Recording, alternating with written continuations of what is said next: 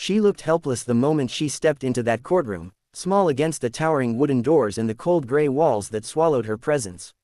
Her hands trembled as she clutched the edge of her shawl, her eyes lowered not out of guilt, but out of exhaustion, the kind of exhaustion that comes when a person has fought too long, too silently, with no one standing beside them. And from across the room, the man who once promised to protect her leaned back in his chair with a smirk that cut deeper than any blade. He believed he had already won. He believed she was broken. He believed she had no one left. But that moment, that fragile, trembling moment, was only the calm before the storm that would change everything. The room was crowded with people waiting for other hearings, but somehow all eyes drifted to her. Maybe it was the way she looked, fragile yet strangely unyielding. Maybe it was the air around her, quiet but heavy, as if life had pressed her down one too many times but hadn't managed to completely crush her spirit. Or maybe it was simply the fact that she stood alone, no lawyer, no family, no friend in sight, while the man on the opposite side arrived with a team, expensive suits, polished shoes, and confidence that bordered on arrogance. Her name was Amina, a woman who had spent most of her 32 years trying to be invisible. She wasn't loud, she wasn't bold, she wasn't confrontational. She believed in patience, in kindness, in understanding. She believed that the people you love, even when they hurt you, deserve another chance. But she also believed, though she had nearly forgotten, that every person has a breaking point.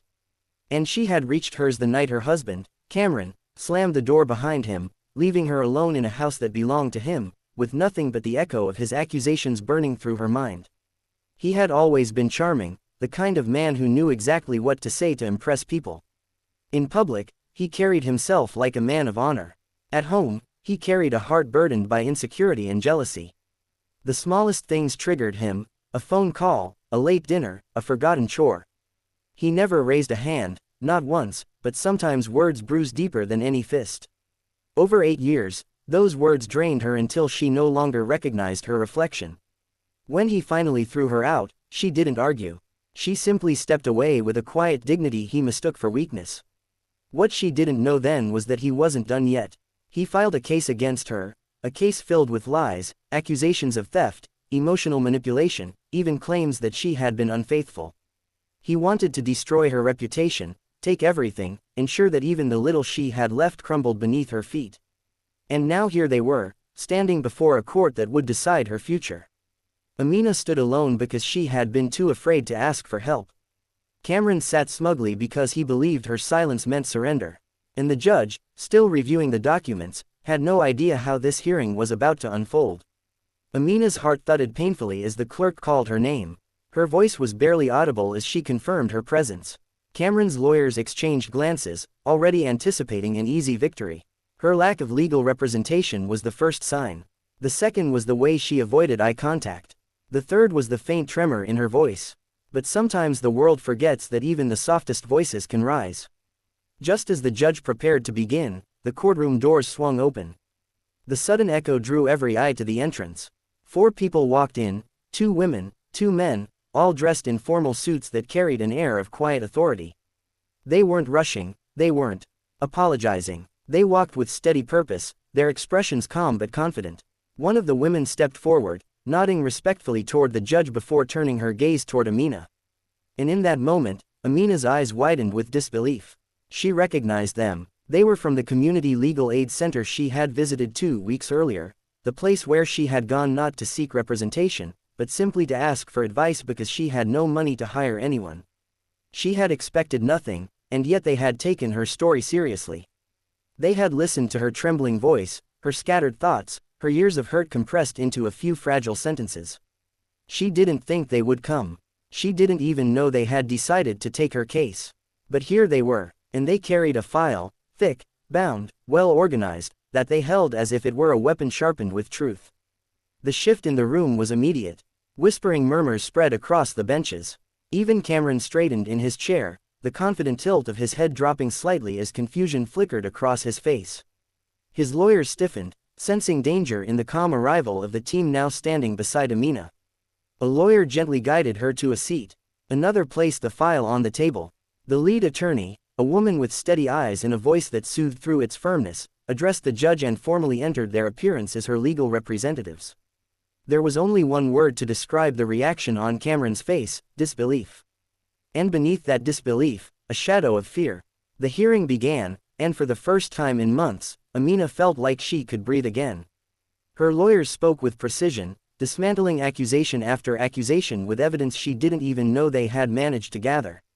They presented employment records showing her consistent work history, contradicting claims of financial irresponsibility. They provided character statements from neighbors who had seen her bruised emotions but never once witnessed any wrongdoing. And then came the final blow, a ledger of financial transactions that revealed Cameron had drained their joint savings account weeks before he kicked her out, contradicting his claims that she had stolen from him. With each document, each statement, each carefully chosen word, Cameron's confidence peeled away like old paint. But the most stunning moment came when the lawyers reached into the file and pulled out a small, worn notebook, her notebook. The one she had kept hidden in her closet, the one where she wrote down every incident, every hurtful exchange, every date and detail she had been too afraid to share. She thought she had lost it during the chaos of leaving the house. She didn't know how they had found it. Her breathing caught as they presented it to the judge, and the courtroom fell into a silence so heavy, even the air felt tense. The judge flipped through the pages slowly. His expression softened, then hardened, then softened again. There was no anger there, only a deep recognition, the recognition of someone who had seen too many victims stay silent, too many people blamed for things they didn't do, too many gentle souls punished for loving the wrong way. Cameron shifted uncomfortably. For the first time, his gaze dropped. Not because he felt guilt, men like him rarely did, but because he finally realized he had underestimated the woman he once dismissed as weak. Amina's hands still trembled, but now it wasn't from fear. It was from disbelief. Disbelief that she wasn't standing alone, disbelief that strangers had fought for her, disbelief that her voice, buried for years, was finally being heard. She felt something rise within her slowly, cautiously, like a flame. Tested by the wind but determined to grow. She lifted her head, and when her eyes met Cameron's, she didn't flinch. The hearing stretched on, and the more her lawyers spoke, the quieter Cameron's side became. His legal team fumbled for defense, their arguments growing shaky, inconsistent, and increasingly desperate. They requested breaks, whispered frantically, avoided eye contact with him as the weight of the truth pressed down. When the judge finally spoke, the verdict wasn't just in Amina's favor, it was a message.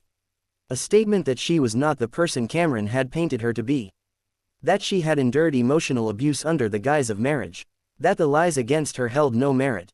And that the court would grant her protection, financial compensation, and the right to rebuild her life without the shadow of false accusations. The gavel struck, and something inside her finally broke, not in pain, but in relief. Her lawyers stood beside her. The lead attorney placed a comforting hand on her shoulder. Amina closed her eyes, tears escaping down her cheeks. But for the first time, they weren't tears of fear or defeat. They were tears of liberation. Cameron stormed out of the courtroom, anger simmering beneath his skin. His defeat was public, undeniable. But the story wasn't about him. It had never been about him. It was about the quiet woman he thought he had destroyed, the one he believed too weak to stand up for herself. He was wrong. As Amina stepped outside the courthouse, the sun warmed her face, and the breeze carried a softness she hadn't felt in years. She wasn't healed. Healing takes time. She wasn't suddenly fearless. Fear takes time to unlearn. But she was no longer helpless.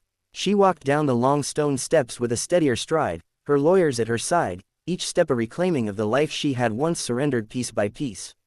In the weeks that followed, Amina found herself slowly rebuilding the world she had lost. She rented a small apartment, modest, but hers. She took extra shifts at work, saved money, bought herself small comforts she had once been denied. She joined a support group and found other voices that echoed her own. She even started studying, something she had always wanted to do but had never been allowed. Her transformation wasn't loud or dramatic. It was quiet, deliberate, powerful. It was in the way she learned to speak up when something felt wrong. In the way she no longer apologized for taking up space. In the way she smiled without hesitation. In the way she wasn't afraid to look in the mirror anymore. The day she returned to the legal aid center just to say thank you, the attorneys were surprised, but warmly so. They told her what she didn't know, that her case had inspired others in the community to come forward, that her courage had sparked a wave of awareness, that her quiet strength had become a beacon for women who felt just as unseen as she once did. It humbled her. She never thought she would be the kind of person who